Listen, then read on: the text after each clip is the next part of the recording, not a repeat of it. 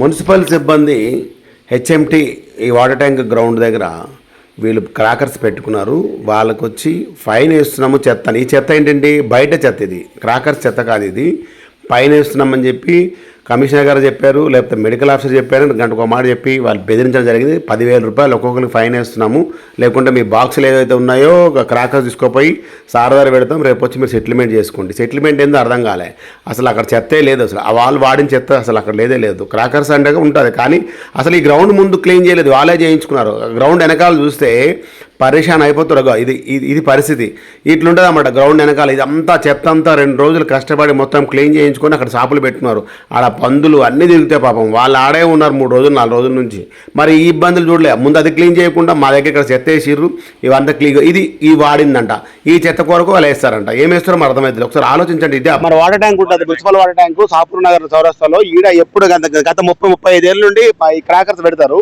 వీళ్ళు ఏదైతే municipal act ప్రకారంగా డీడీ కడతారో ఆ డీడీ కట్టేసి వీళ్ళు షాపులు పెట్టుకుంటారు. అయితే కొంతమంది వస్తుంటారు లంచాల కోసం దానికోరు. కానీ ఈరోజు మున్సిపల్ సిబ్బంది ఎవరైతే వచ్చారో రాజు అనే వ్యక్తి వచ్చి బెదిరించి మాకు ఒక్కొక్క షాపుకి 12,000 రూపాయలు మేము పెనాల్టీ వేస్తాము, చెత్త ఆడ ఉంది, ఆ చెత్త కూడా ఆడుంది, ఆ చెత్త కూడా అసలు క్రాకర్ చెత్త కాదు అది, అయినా క్రాకర్ చెత్త అని చెప్పి పెనాల్టీ వేస్తామని చెప్పి వాళ్ళ సార్ కూడా చెప్పారని చెప్పన్నారు. మరి మల్లారెడ్డి గారికి ఫోన్ చేస్తే బిజీ వస్తుంది. మరి ఏం జరిగింది అసలు, ఎవరు వచ్చారు, ఏం చేశారు? ఇక్కడ షాప్కి వచ్చారు అన్న 10 మంది వచ్చి డీడీ కట్టిరా అని అడిగారు. కట్టినాము అని చెప్పినాము. ఈ చెత్త ఏంది అన్నారు.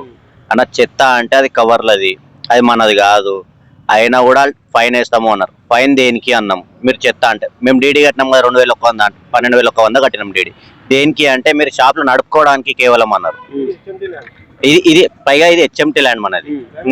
మనం హెచ్ఎంటీకి ప్లేస్ కి ఏదైతే ఉందో అది కట్టినాము. మళ్ళా మన మున్సిపల్ డీడీ ఏముందో అది సపరేట్ కట్టినాం. ప్రతి సంవత్సరం ఏం చెప్తుండే వాళ్ళు, పోలీస్ పర్మిషన్, ఫైర్ పర్మిషన్ అన్ని.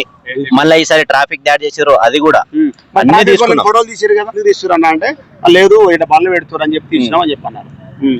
ట్రాఫిక్ ఏముందో ట్రాఫిక్ తీసుకున్నాం, అన్ని చేసినాం. ఫిర్బీ ఇప్పుడు వచ్చి చెత్త ఉంది మీకు చలాన్ వేస్తాం అన్నారు. మేము జిహెచ్ఎంసీ కట్టేదే దాని గురించి, జిహెచ్ఎంసీ కట్టేదే దాని గురించి. పైగా వాళ్ళు ఫస్ట్ ఇది మొత్తం చెత్త ల్యాండ్. అట్లాంటిది మనం జిహెచ్ఎంసీ అది కట్టినప్పుడు వాళ్ళు కొద్ది క్లీన్ చేయించి బ్లీచింగ్ పౌడర్ వేసి అదో ఇదో చేయాలి. అది చేయకపోగా ఉల్టా మనకు మళ్ళీ ఇప్పుడు వచ్చి కవర్లు పడ్డాయని ఫైన్ పెనాల్టీ వేస్తాం. ఏమని బెదిరించారు? 10,000 ఫైన్ పడుతుంది, 10,000 ఫైన్ పడుతుంది. లేదంటే 2 కార్డులను తీసుకుని మా కమిషనర్ దాంట్లో రూమ్ లో పెడతాము, మీరు 4-5 వచ్చి సెటిల్మెంట్ చేసుకోండి అంట. ఆ సెటిల్మెంట్ అని అర్థం ఏందో నాకు అర్థం కాలేదు. నా కాడ ఎన్నడూ కూడా ఇలాంటి ఇబ్బంది మాకు జిహెచ్ఎంసీ వల్ల కానీ పోలీస్ డిపార్ట్మెంట్ వల్ల కానీ ఫైర్ వల్ల కానీ ఎప్పుడు కాలేదు. ఈ సంవత్సరం ఏమైందేమో, అది ఆల్రెడీ ఉన్నదే చెత్తకుండి. ఏం మాట్లాడినా నేను మాట్లాడలే వాళ్ళతో, మా వాళ్ళు మాట్లాడారు. కాకపోతే దయచేసి చిన్న వ్యాపారం ఏదో అప్పులు గిప్పులు చేసుకొని 2 పైసలు సంపాదించుకోవాలని వస్తారు. కాబట్టి దయచేసి అధికారులు దీని మీద చర్యలు తీసుకొని, ఫస్ట్ ఆఫ్ ఆల్ అయితే మేము ఈ ప్లేస్ లో ఉండి డెంగ్యూ మలేరియాకు బానిసలు అవుతున్నాం. మేము చాలా రోగాలు వస్తాయి. అసలు ఇక్కడ మీరు ఈ ఏదైతే క్రాకర్స్ పెడుతున్నారో ఎప్పటి నుండో మీరు యాజ్ పర్ ఏదైతే ఉందో అన్ని కట్టుకొని తీసుకుంటున్నారు. ఎప్పుడు మామూలుగా ఇబ్బంది పెడితే ఏదో చేసుకుంటారు, కానీ ఇప్పుడు ఎక్కువ చేసిర్రు. ఇప్పుడు వాళ్ళు వచ్చి ఇట్లా చెయ్యొద్దు, ఒక ఇన్ఫర్మేషన్ మనకి ఇచ్చి ఇట్లా చెత్త వేసుకోవద్దు, క్లీన్ చేసుకోవాలి అంటే ఇన్ఫర్మేషన్ అందులో రాసి ఉంటుంది ఇందులో అంటున్నాయన అన్న. ఇప్పుడు ఒకటి చిన్న ఎగ్జాంపుల్, మనం ఒక కార్ కొన్నికే పోతాం, మనం ఏం చేస్తాం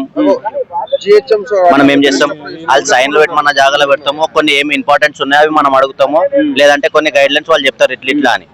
మనం జిహెచ్ఎంసీ ఫస్ట్ ఫైర్ కట్టినాం. ఫైర్ కి కట్టినప్పుడు ఆడ పోయినప్పుడు ఏం చెప్పి, బాబు నువ్వు బకెట్లు పెట్టుకోవాలి, వాటర్ పెట్టుకోవాలి, ఇసుక శాండ్ పెట్టుకోవాలి అని వాళ్ళు కొన్ని గైడెన్స్ ఇచ్చారు. అది ఓకే. పిఎస్కి పోయినాం.